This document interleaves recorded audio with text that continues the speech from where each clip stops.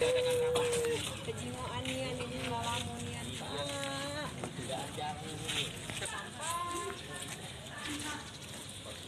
Kalau kamu bersih, rajin bersih.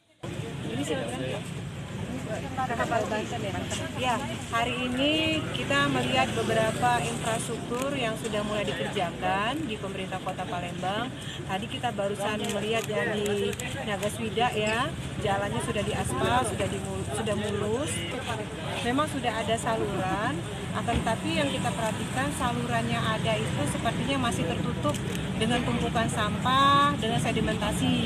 Saya titip kepada warga sekitar, ketua RT dan RW untuk betul-betul bisa dinormalisasikan.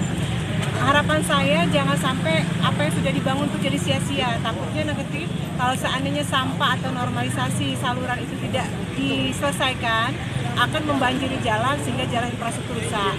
Nah yang kedua, kita juga ke daerah Banten. Beberapa waktu yang lalu kita ada memiliki rencana untuk memperbaiki saluran yang ada. Alhamdulillah hari ini sudah kita lihat ya sudah hampir rampung. Ada jalan dan juga saluran kita perbaiki.